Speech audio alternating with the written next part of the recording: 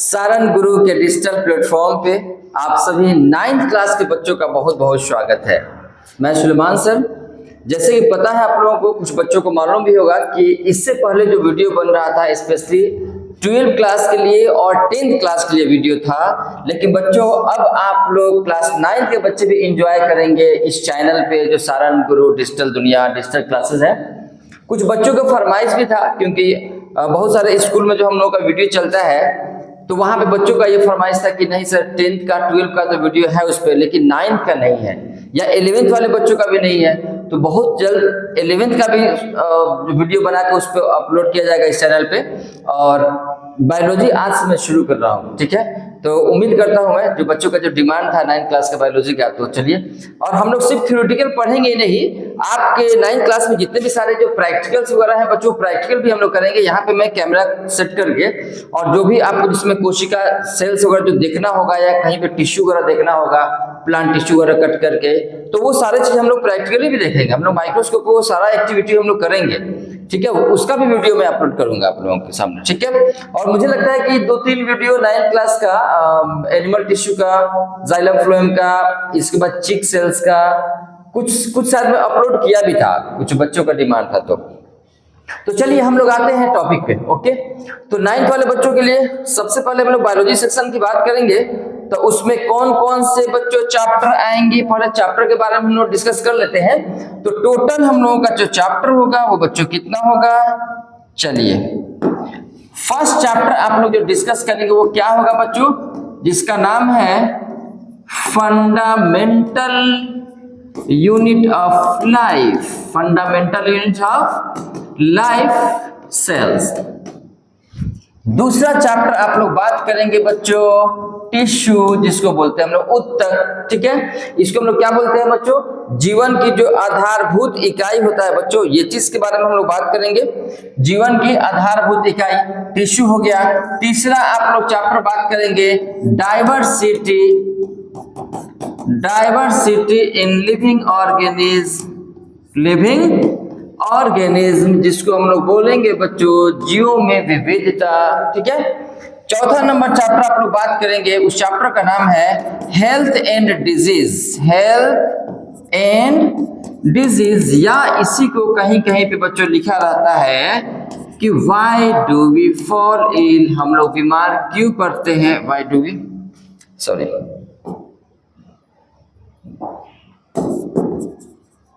हम लोग बीमार क्यों पड़ते हैं। पांचवा नंबर चैप्टर होगा आपका natural resources, natural resources, okay. तो ये आप लोग 5, हालांकि एक और था इंप्रूवमेंट इन फूड रिसोर्सेज, भी एक चैप्टर था आप लोगों का, ठीक है। तो जीवन की आधारभूत इकाई पहला चैप्टर। दूसरा हम लोग बात करेंगे बच्चों उत्तक के बारे में, टिश्यू के बारे में। इसके बाद जीव में विविधता के बारे में हम लोग बात करेंगे। इसके बाद हम लोग स्वस्थ और रोग के बारे में बात करेंगे, हेल्थ एंड डिजीज के बारे में हम लोग बात करेंगे। और सबसे लास्ट में बच्चों प्राकृतिक संसाधन के बारे में हम लोग बात करेंगे, ठीक है। तो यही 5 चैप्टर्स होगा बच्चों, ठीक है। छठा चैप्टर ब्रेक कर दिया एक्चुअल में। तो चलिए आज हम लोग शुरू करते हैं, स्टार्ट करते हैं पहला chapter fundamental unit of life cells, ठीक है। जीवन का जो आधारभूत जो इकाई होता है बच्चों, जो कोशिका होता है वो क्या है। अब आते हैं हम लोग टॉपिक पे डिटेल्स में।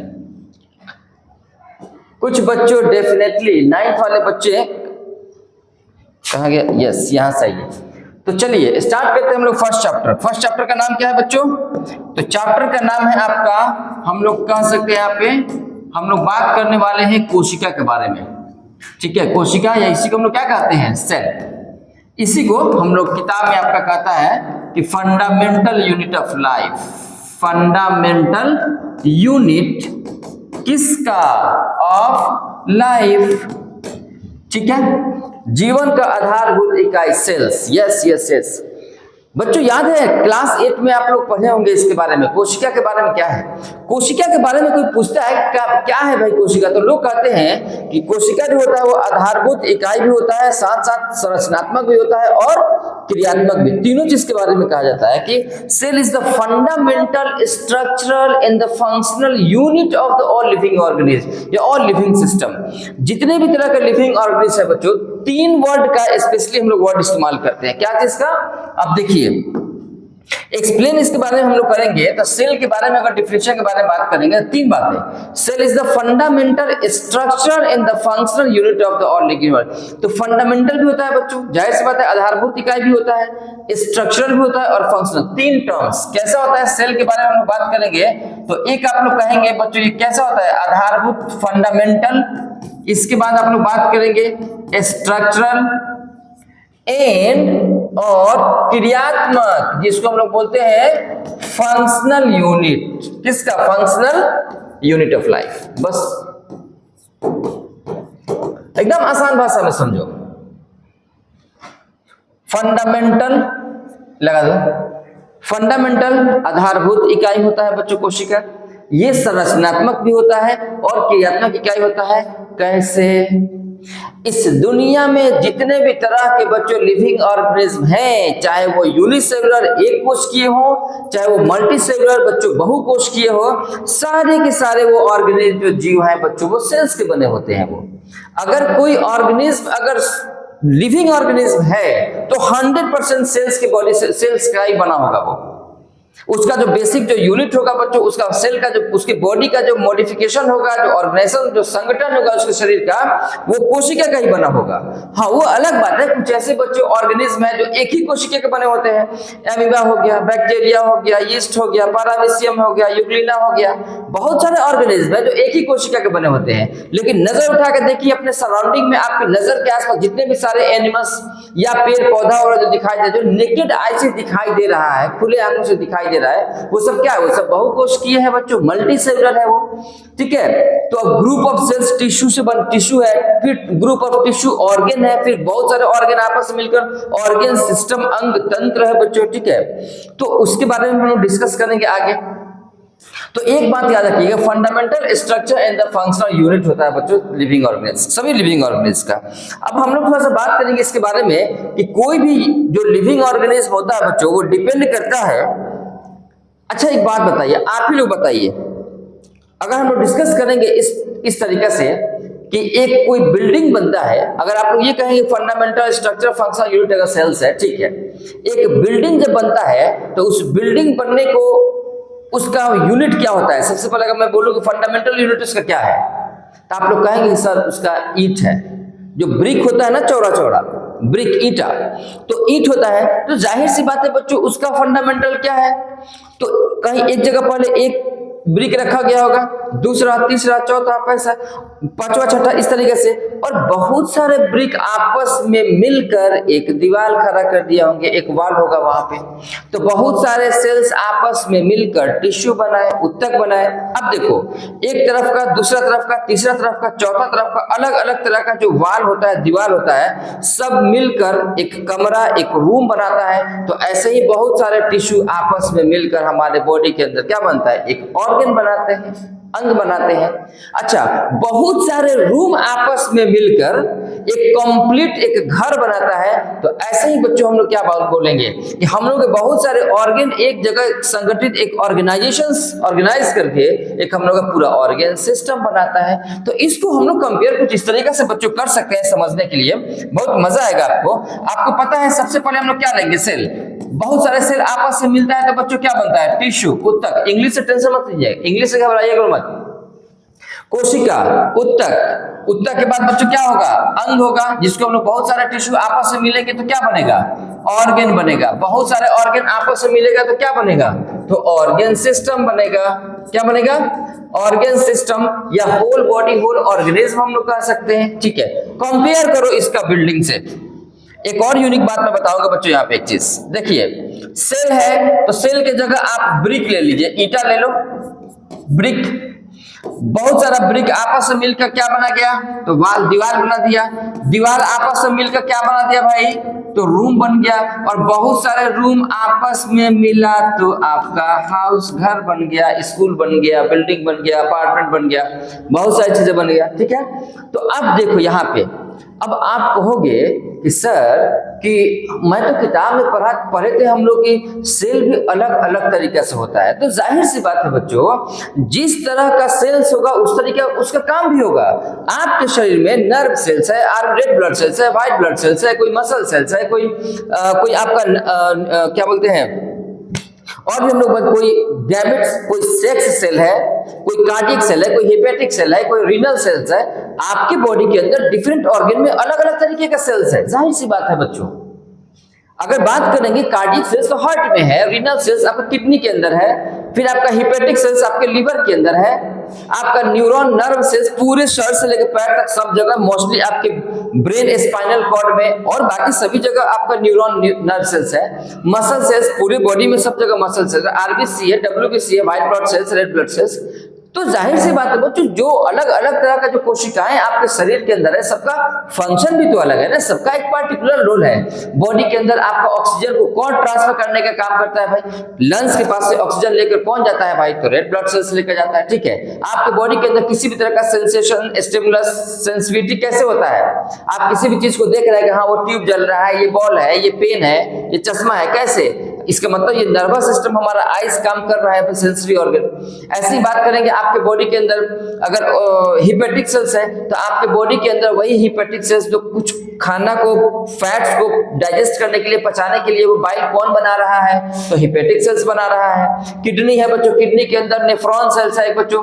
वन नेफ्रॉन पार्टिकुलर एक ऐसा सेल्स है जो आपके शरीर के अंदर डर्टी ब्लड को क्लीन करने में मदद कर रहा है, फिल्टर करने का। तो there is a particular role, particular contributions, the particular functions of the each and every cells of a body. आपके शरीर के अंदर जितने भी तरह का अलग अलग तरह का बच्चों कोशिका है, बिना मतलब का कोई नहीं है, सबका कोई ना कोई फंक्शन है, कोई ना कोई बच्चों काम है। तो चलिए बात करते हैं हम लोग थोड़ा सा आपके घर से मैं कंपेयर कर रहा हूं बच्चों। क्या है, एक बात बताओ, आपके घर में क्या क्या होता है बच्चों?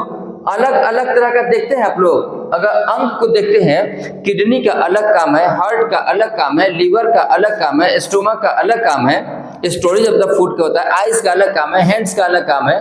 तो डिफरेंट ऑर्गन का अलग अलग काम है। तो आपके घर में रूम का भी तो अलग अलग काम है। अरे कोई गेस्ट रूम, अगर मान लीजिए आपके घर में घर बना गेस्ट रूम है, तो कोई गेस्ट अगर मेहमान आता है तो गेस्ट रूम में सुलाइएगा कि बेडरूम, इसमें आप किचन में सुलाइएगा।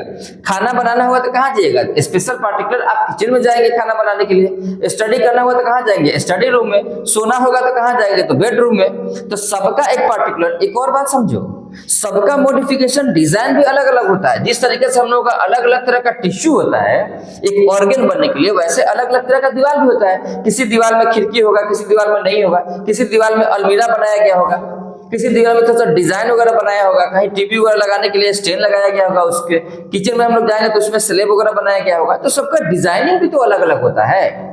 तो याद रखना बच्चों, ग्रुप ऑफ सेल से टिश्यू बनता है, ग्रुप ऑफ टिश्यू से ऑर्गन बनता है, और ग्रुप ऑफ ऑर्गन से बच्चों organ system, complete whole body बनता है। इसका कंपेयर हम लोग कुछ इस तरीके से कर सकते हैं कि कोई भी अगर घर बनता है, एक ऑर्गेनिज्म हम लोग ले ले उसको, तो उसका बेसिक जो यूनिट होगा बच्चों, वो ब्रिक, ईंटा होगा। बहुत सारे ईंट आपस में मिलकर दीवार बना दिए, बहुत सारे दीवार मिला तो रूम बना, और बहुत सारे रूम एक जगह ऑर्गेनाइज हम लोग कर दिए। लेकिन आप ही लोग बताइए, अब किसी इंसान का हार्ट अलग हो, किडनी अलग हो, लीवर अलग हो, ब्रेन अलग हो, हैंड अलग हो, लेग अलग हो, तो क्या वो ऑर्गेनिज्म कहेगा? कहा जाएगा? वो ऑर्गेनाइज कंडीशंस में नहीं है। तो ठीक ऐसे ही मान लीजिए बाथरूम वहां बना दीजिए, किचन वहां बना दीजिए, लेटरिन, इसके बाद आप स्टडी रूम कहीं और बना दीजिए, गेस्ट रूम कहीं और बना दीजिए, क्या उसको आप घर कहेंगे? नहीं कह सकते। घर का मतलब होता है सब एक ही चीज के अंदर एक जगह सब ऑर्गेनाइज कंडीशंस में हो, ठीक है। तो चलिए ये तो था बच्चों सेल्स के बारे में। तो कहिएगा लोग कि जो कोशिका जो होता है वो आधारभूत इकाई होता है, संरचनात्मक और क्रियात्मक बच्चों इकाई होता है, ठीक है। ये बातें हो गई, क्योंकि सभी के सभी जितने भी तरह के लिविंग ऑर्गेनिज्म है, पूरे बायो सिस्टम का ये सब के सब, पौधे हो, एनिमल्स हो, ठीक है, सारे के सारे बच्चों कोशिका के बने होते हैं, सेल्स के बने होते हैं। अब हम लोग बात करते हैं यहाँ पर कि क्या सभी तरह का जो कोशिका होता है, कि क्या सभी कोशिका का शेप और साइज अलग अलग एक ही होता है क्या? तो आप लोग कहेंगे नहीं सर, बिल्कुल नहीं। हम ही लोग को बॉडी के अंदर अलग अलग तरह का सेल्स का शेप है, अलग अलग तरह का साइज भी है। तो चलिए थोड़ा सा इस पर भी हम लोग डिस्कस कर लेते हैं। यस, तो हम लोग नेक्स्ट अब हम लोग बात करेंगे कि बच्चों shape and size. Shape and size तो क्या मतलब उसका? अब थोड़ा सा उसके आकार के बारे में हम लोग बात करते हैं। तो देखिए, आपको मालूम है कि शेप जो होता है बच्चों अलग अलग, वो स्फेरिकल भी हो सकता है, वो कोमा शेपेड भी हो सकता है, वो रॉड शेपेड भी हो सकता है, इलोंगेटेड भी हो सकता है, अलग अलग तरीके का बच्चों हो सकता है वो, ठीक है।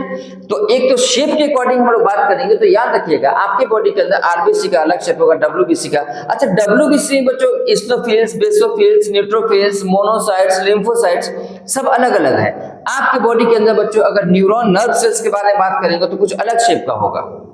जैसे में अगर आप ही के शरीर के बारे में बात करेंगे तो आप लोग क्या कहेंगे कि मैं पूछूंगा कि तुम्हारे बॉडी के अंदर चलो बताओ तो आप लोग कहेंगे कि सर आरबीसी तो स्फेरिकल होता है, लेकिन कोई कोई ऐसा भी सेल्स होता है वो कुछ इस तरीके का शेप का होता है, कोई ऐसा सेल्स होता है जो स्पर्म होता है वो इस तरीके का शेप का होता है, कोई ऐसा सेल्स होता है जो हम लोग बॉडी के अंदर इस तरीके से, ये न्यूरॉन सेल्स है बच्चों, यहाँ पे इस तरीके से न्यूरॉन से डेंड्राइट्स वगैरह निकला रहता है, बीच में न्यूक्लियस रहता है, ठीक है। हिपेटिक सेल्स है लिवर। तो एक बात याद रखिएगा, अलग अलग ऑर्गेनिज्म में उसके बॉडी के शरीर के अंदर जितने भी तरह के अलग अलग तरह के जो कोशिकाएं हैं, सब कोशिका का जो शेप होगा, जो उसका आकार होगा वो अलग अलग हो सकता है, वो वैरी करेगा बच्चों, ठीक है, उसके फंक्शंस के अकॉर्डिंग। दूसरी बात हम लोग बात करेंगे साइज के बारे में। तो ये भी बच्चों याद रखिएगा कि 3 बातें बस याद रखिएगा, मोस्टली और भी चीजें हैं, ये तो शेप के बारे में अलग अलग वैरी करता है, ठीक है। अब आइए साइज के बारे में। तो साइज, क्या सभी कोशिकाओं का साइज एक समान होता है क्या? तो बिल्कुल नहीं। आप लोग कहेंगे कि नहीं सर, हम लोग किताब में पढ़े थे कि सबसे बड़ा जो कोशिका होता है ना वो ऑस्ट्रिच का अंडा होता है। ओके, वेरी गुड, बिल्कुल ऐसा है। हम लोग कह सकते हैं बच्चों largest cell in this world, तो सबसे बड़ा सेल्स क्या होता है? तो आप लोग यहाँ पे लिख सकते हैं कि जो लार्जेस्ट सेल होता है, लार्जेस्ट सेल आप लोग लिखेंगे यहाँ पे egg of ostrich, egg of ostrich. लेकिन अब तो आप लोग फंस जाएंगे, अगर मैं पूछूंगा कि चलो बताओ स्मॉलेस्ट सेल, अब आप लोग क्या कहेंगे बच्चों? स्मॉलेस्ट, सबसे छोटा कोशिका, तो बच्चों याद रखना उसको बोलते हैं माइकोप्लाज्मा। माइकोप्लाज्मा जिसको हम लोग PPLO के नाम से भी जानते हैं, किताब में दिया होगा आप लोगों का, प्लीरोनिमोनिया लाइक ऑर्गेनिज्म, ठीक है। तो माइकोप्लाज्मा जो होता है क्या है भाई? एक बैक्टीरिया है, एक ऐसा बैक्टीरिया जो बिना ऑक्सीजन का भी वो सर्वाइव कर सकता है बच्चों, ठीक है। तो इस largest cell egg of ostrich, smallest cell mycoplasma. अब आइए मैं बोलूंगा लॉन्गेस्ट सेल, लॉन्गेस्ट सेल, तो आप लोग कह सकते हैं न्यूरॉन। क्या होगा? न्यूरॉन। और आइए अगर मैं पूछूंगा कि आपके शरीर का, ह्यूमन बींग्स का, ह्यूमंस के बॉडी का सबसे लार्जेस्ट सेल क्या होता है? तो आप लोग लिखेंगे एग सेल्स। क्या होगा? सबसे स्मॉलेस्ट सेल क्या होता है ह्यूमन बॉडी का? स्मॉलेस्ट आप लोग कहिएगा स्पर्म, जिसको मेल सेक्स सेल कहते हैं, ओके। तो ये सब बच्चों कुछ साइज के अकॉर्डिंग हम लोग पता है, ये जो स्मॉलेस्ट होता है माइकोप्लाज्मा, ये बच्चों 0.1 माइक्रोमीटर, 0.1 माइक्रोमीटर, सोचो इतना छोटा बच्चों ये होता है स्मॉलेस्ट। लार्जेस्ट में आप लोग एग ऑफ ऑस्ट्रिच रखिएगा और लॉन्गेस्ट में आप लोग न्यूरॉन को रख सकते हैं। हाँ, आपके शरीर के बारे में, स्पेशली ह्यूमंस के बारे में, हम लोग की बॉडी के अंदर भी लॉन्गेस्ट में बच्चों न्यूरॉन आएगा, नर्व सेल्स आता है हम लोग के शरीर के अंदर, ठीक है। तो ये जो शेप एंड साइज के बारे में हम लोग, कोशिका के बारे में हम लोग बात करेंगे। चलिए अब हम लोग बात करेंगे, थोड़ा सा डिस्कस कर लें कि अच्छा ये जो कोशिका बच्चों होता है, अच्छा एक यहाँ पे चीज देखो, अगर मैं एक रफली डायग्राम बनाऊं कोशिका का, थोड़ा सा दिमाग को बैक करो, जाओ 8th क्लास में, तुम लोग देखोगे यहां पे कि एक बीच में इस तरीका से ये मैं गैप छोड़ रहा हूं, कुछ वजह है गैप छोड़ने का, ठीक है। ये डबल मेम्ब्रेन का बना हुआ यहां पे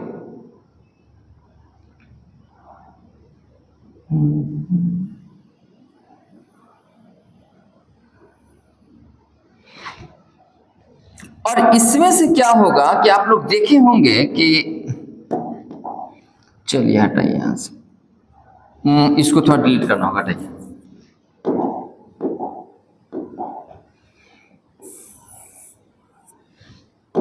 मैं न्यूक्लियस बना रहा हूं यहां पे, ठीक है। क्या है ये? न्यूक्लियस है। और इस न्यूक्लियस में अब मैं क्या करूंगा, थोड़ा सा इसको क्योंकि न्यूक्लियर पोर भी बनाना है यहाँ पे। बस रफली क्या हो रहा है, इरेजर चलिए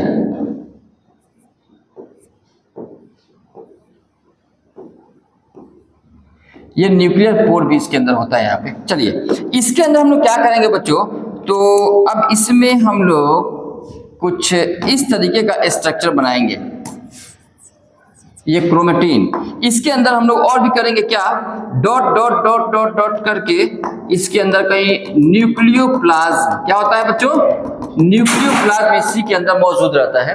फिर हम लोग बात करेंगे, चलिए इसी में से वो अलग अलग कलर का बच्चों क्या होगा, अलग अलग ऑर्गेनेल्स निकला होगा, कुछ इस तरीके का एक स्ट्रक्चर दिखाई देता होगा, दिस वन, ठीक है। ये स्ट्रक्चर बच्चों एक और यहाँ पे निकाल दीजिए, इस तरीके से बच्चों निकाल दीजिए। और एक के ऊपर क्या करना है कि आपको अलग अलग तरीके से डॉट डॉट डॉट डॉट ऐसे ऐसे कर देना है। अब आप लोग पूछेंगे क्या है ये, इसके सरफेस जो रफ दिख रहा है कुछ है इसके ऊपर, क्या है मैं बताऊंगा। ये साइटोप्लाज्म में कोशिका के अंदर अलग अलग जगह पे भी बच्चों ये डॉट डॉट दिखाई देता है। फिर आप लोग देखेंगे कि इसी के अंदर सर एक और स्ट्रक्चर यहाँ पे गोल गोल कहीं पे दिखाई देता है, ऐसे ऐसे गोल गोल गोल गोल दिखाई दे रहा है सेल्स के अंदर। फिर आप लोग कहेंगे कि सर एक और स्ट्रक्चर है जो अलग बड़ा यूनिक है, वो इस तरीके का एक स्ट्रक्चर दिखाई दे रहा है, कहीं कहीं पे इस तरह का स्ट्रक्चर है। और ये भी कमाल की बात है कि ये डबल मेम्ब्रेन का है। कैसा है ये, इस तरीके का स्ट्रक्चर यहाँ पे दिखाई दे रहा है। ये आप लोग कहेंगे इस तरीके का स्ट्रक्चर कुछ बुक में दिखाई दे रहा है, ठीक है। फिर हम लोग बात करेंगे कि सर एक और स्ट्रक्चर हम लोग जो देख रहे हैं बुक में कि वह कुछ इस तरीके से है कि यहाँ पे गोल्गी न्यूक्लियस के पास वो कुछ इस तरीके का स्ट्रक्चर दिखाई दे रहा है। तो बच्चों मेरे थोड़ा सा समझिए, यहाँ पे एक कोशिका के बारे में जब हम लोग बात करते हैं तो ऐसा नहीं है कि एक कोशिका के अंदर बहुत सारे डिफरेंट उसके ऑर्गेनेल्स है, डिफरेंट स्ट्रक्चर है, एंड सबका एक पार्टिकुलर रोल है, ठीक है, जो कि वन बाय वन सबके बारे में हम लोग बात करेंगे। चलो तो अब तुम लोग खुद से सबका नाम बताओ, तो क्या क्या नाम होगा इसका नाम। तो आप लोग कहेंगे कि सर इसका नाम माइटोकॉन्ड्रिया होगा। क्या होगा, माइटोकॉन्ड्रिया। ये क्या है भाई, तो इसका नाम लाइसोसोम हो गया। ये क्या है, अच्छा इसके बाद डॉट डॉट, ये क्या है, डॉट डॉट जो कि इसके सरफेस पर अटैच है। तो आप लोग कहेंगे सर ये तो सिंपल कौन नहीं जानता, ये तो राइबोसोम्स है। ये क्या है भाई, तो ये स्मूथ इंडोप्लाज्मिक, SER जिसको बोलते हैं स्मूथ इंडोप्लाज्मिक रेटिकुलम है। इसके बारे में आप लोग कहेंगे कि जिसके सरफेस पर ऐसे ऐसे है, आप लोग कहेंगे कि सर ये तो RER है, रफ इंडोप्लाज्मिक रेटिकुलम है। ये क्या है, तो आप लोग कहेंगे कि सर ये तो GA है, या इसी को GB कह सकते हैं, या इसी को GC कह सकते हैं। गोल्जी एपार्टस, गोल्जी बॉडी या गोल्जी कॉम्प्लेक्स तीनों हम लोग कह सकते हैं। इसके बारे में कैमिलो गोल्गी साहब ने बताया था, टेंशन नहीं लेना है, ये सब के बारे में वन बाय वन में डिफाइन करूंगा आप लोग, मैं बताऊंगा सबका क्या स्ट्रक्चर होता है, क्या उसका फंक्शंस क्या है, किस लिए क्या कर रहा है कोशिका के अंदर, सेल्स के अंदर, ठीक है। ये हो गया।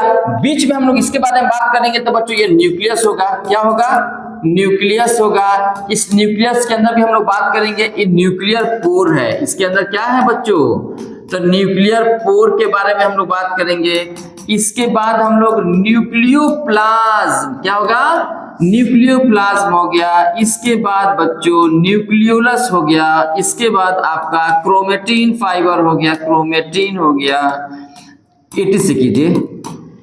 तो अब ऐसा नहीं है, हम लोग वन बाय वन सबके बारे में बात करेंगे। ये भी मैं आप लोग बताऊंगा, why mitochondria is known to be the powerhouse of cell, why lysosome is called the suicidal bag, why ribosome is called the protein factory of the cell, why plastid is called the kitchen of the cells, why nucleus is called the brain of the cell या control room of cells, ठीक है।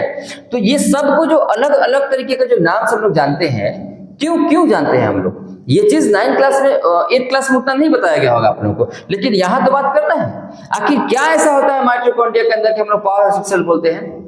तो देखो बच्चों, ये figure मैं इसलिए भी बनाया हूं रफली और आप लोगों को बता दें, ताकि आपके दिमाग में एक मैप बन जाए कि चलिए आने वाले जो लेक्चर होगा, आगे जो क्लास होगा, सर सबके बारे में 1 बाय 1 बताएंगे।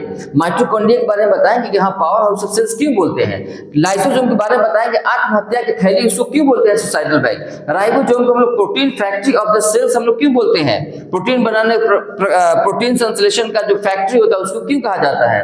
फिर हम लोग बात करेंगे न्यूक्लियस को हम लोग कंट्रोल रूम ऑफ या ब्रेन ऑफ द सेल्स काहे कहा जाता है, पूरे कोशिका का दिमाग क्यों कहा जाता है उसको, ठीक है। तो इंटरेस्ट जगाने के लिए आपके ब्रेन में, आपके दिमाग में ये चीज मैं बनाया हूं आप लोगों को, ठीक है। वैसे बच्चों तो हम लोग क्या बात किए, पहले तो सेल का हम लोग डिफिनेशन देख लिए, इसके बाद आप लोग देख लीजिए बच्चों सेल का जो अलग अलग शेप अलग होता है, साइज भी अलग अलग वैरी करेगा। अब थोड़ा सा हम लोग डिस्कस कर लेते हैं इसके हिस्ट्री के बारे में। पता है आप लोग देखेंगे तो सबको मालूम है, मैं पूछूंगा कि सबसे पहले सेल का खोज किसने किया था, सब बच्चे कहते हैं ठीक है एक बार में रॉबर्ट हुक साहब ने, ठीक है अच्छी बात है। रॉबर्ट हुक ने 1665 में 1665 में कॉर्क बार्क ऑफ ट्री, पेड़ के छाल में उन्होंने देखा था, अच्छी बात है। क्या बस वहीं तक रह गया था, तो नहीं। अब क्या होगा, तो एक लीवन हुक साहब साइंटिस्ट थे, उन्होंने लिविंग सेल्स को देखा था पॉन्ड में, चलिए ये भी हद तक सही है। क्या 2 ही लोगों ने सेल्स के बारे में बताया, तो बिल्कुल नहीं बच्चों, बहुत सारे साइंटिस्ट का कंट्रीब्यूशन है। आज की डेट में जो कोशिका के बारे में हम लोग जितना इंफॉर्मेशन कलेक्ट कर चुके हैं, जितना नॉलेज हम लोग ज्ञान कर चुके हैं, तो जाहिर सी बात ऐसा नहीं कि एक है। अब बच्चों बात करेंगे हम लोग, पुरकिंजे साहब है, कोलिकर साहब है, बेंडा साहब है, इसके बाद आपको रॉबर्ट ब्राउन साहब है, स्क्लिडन साहब है, स्वान साहब है, ठीक है। इसके बाद आपको रुडोल्फ विर्को हैं, 1-2 साइंटिस्ट नहीं है, कई सारे साइंटिस्ट लोगों ने, कई सारे बायोलॉजिस्ट लोगों ने अलग अलग समय में सेल्स के डिफरेंट कंपोनेंट्स के बारे में, कोई साइटोप्लाज्म का खोज किया, कोई न्यूक्लियस का कोई खोज किया, कोई राइबोसोम का खोज किया, कोई माइटोकॉन्ड्रिया खोज किया, अलग अलग समय में। और जैसे जैसे उन लोगों ने रिसर्च किया वैसे वैसे डिस्कवर करता गया, उसके बाद किताबों में उसके बारे में मेंशन करते गए। जब बच्चों 1931 के आसपास की बात है ये, जब इलेक्ट्रॉन माइक्रोस्कोप आया ना, उसके बाद हम लोग कुछ ज्यादा डिटेल्स हम लोग सेल्स के बारे में हम लोग समझ सके। उससे पहले हम लोग को ज्यादा इंफॉर्मेशन, ज्यादा जानकारियां नहीं थी, due to lack of the, या हम लोग कह सकते हैं कि वो माइक्रोस्कोप उतना डेवलप नहीं किया था, इसलिए, ठीक है। तो अलग अलग साइंटिस्ट का नेक्स्ट क्लास में मैं सारे साइंटिस्ट के नाम भी मैं एक लिस्ट बना दूंगा, ठीक है। कि उसमें रॉबर्ट ब्राउन जो न्यूक्लियस का खोज किए थे, रॉबर्ट हुक जो बच्चों डेड सेल्स का देखे थे, लीवन हुक साहब लिविंग सेल्स को देखे थे। इसके बाद बच्चों पैलेट साहब जो थे तो राइबोसोम्स के बारे में बताए थे। कोलिकर साहब ने जो माइटोकॉन्ड्रिया खोज किया था, सिर्फ खोज किया था। बेंडा साहब जो थे जो माइटोकॉन्ड्रिया का उन्होंने नाम दिया था। कैमिलो गोल्गी साहब थे बच्चों, उन्होंने गोल्जी कॉम्प्लेक्स का खोज किया था। रॉबर्ट ब्राउन साहब थे बच्चों, न्यूक्लियस का खोज किया था। तो अलग अलग साइंटिस्ट का एक तरफ मैं नाम लिख दूंगा साइंटिस्ट का, और दूसरे तरफ उसका डिस्कवरीज क्या क्या चीज का उन्होंने खोज किया था, और उसके बगल में उस समय में मैं लिख दूंगा किस किस सन में, ठीक है। तो चलिए ज्यादा बाउंस न करने लगे बच्चों, आज क्योंकि फर्स्ट क्लास है 9th क्लास का, आज इतना ही हम लोग रहने देते हैं। नेक्स्ट वीडियो में फिर मिलते हैं, इसके आगे की बातें हम लोग करेंगे।